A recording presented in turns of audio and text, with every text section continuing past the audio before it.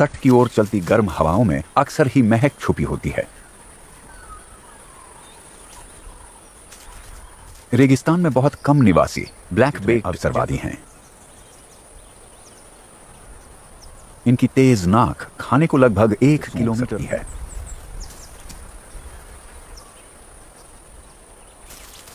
इस परिवार में छोटे बच्चे हैं और ये हमेशा भूखे होते हैं।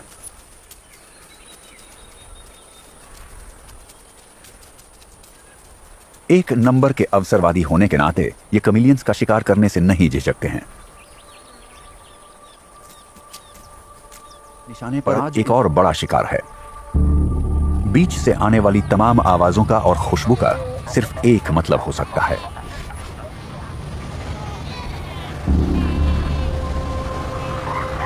Seal pups. इस मौसम में जैकल्स की पहली पसंद। इस बीच पर रेत के टीलों जैसे खामोशी नहीं है, क्योंकि यहां हजारों ब्रीड करने के लिए इकट्ठी हुई हैं। विशाल बुल्स इस उम्मीद में टेरिटरी के लिए लड़ रहे हैं कि ये फीमेल्स को अपने झुंड की तरफ आकर्षित कर पाएंगे।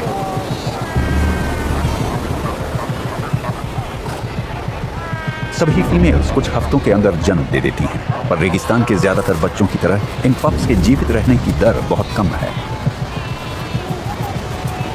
इस हंगामे में चालाक शिकारियों को शिकार करने का एक सही मौका।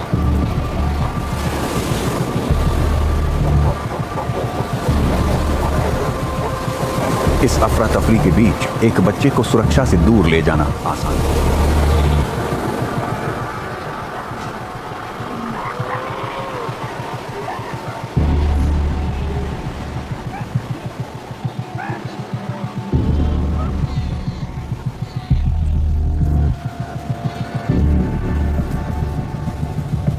जैकल परिवार इस खास मौके का पूरा फायदा उठाता है। कुछ महीनों बाद इनको एक बार फिर से खाने के लिए दर बदर भटकना पड़ेगा।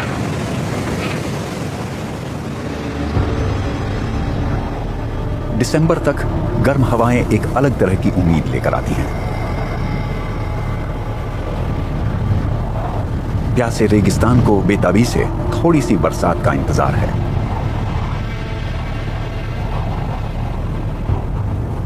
पूरे इलाके में चल रहे हवा के तेज झोंके रेत को हवा में उड़ाते हैं।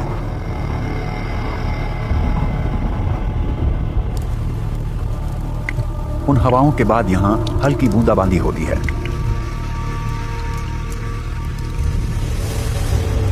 यहां औसतन साल भर में चाय के एक कप से भी कम बारिश होती है, और इस बेहद सूखे इलाके में यहां तक कि कुछ बूंदें भी जीवन रेखा बन सकती हैं।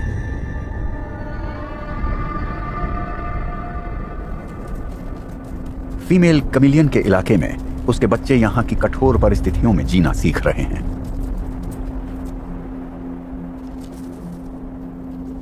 अभी इनका जिंदा रहना इस पे निर्भर है कि ये किस पे भरोसा करते हैं और किसे नजरअंदाज करते हैं। गलत पड़ोसी से टकराना जानलेवा साबित हो सकता है। यह बच्चा एक बड़े मेल को चुनौती दे रहा है।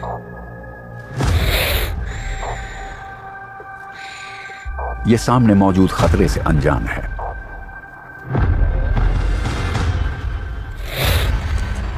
इस बेरहम इलाके में सिर्फ मौका परस्त जिंदा रह सकते हैं।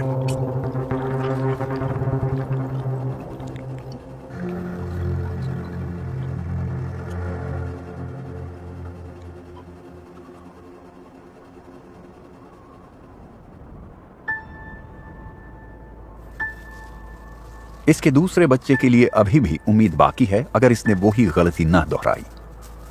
यह जानना बहुत मुश्किल होता है कि किस पे भरोसा करना है, फिर वो चाहे आपके जैसे ही क्यों ना हो।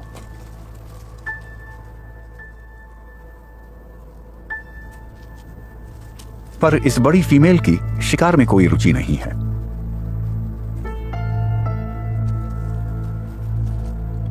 शायद इसने अपने बच्चे को पहचान लिया है और इसकी प्रवृत्ति इसकी जानलेवा जीव को बाहर निकलने से रोक रही है।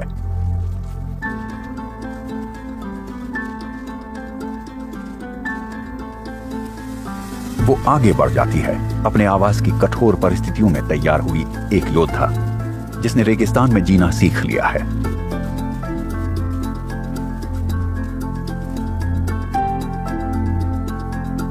अपने शरीर के कवच से लेकर अपनी खास जीभ तक ये जीवित रहने की कला में माहिर है।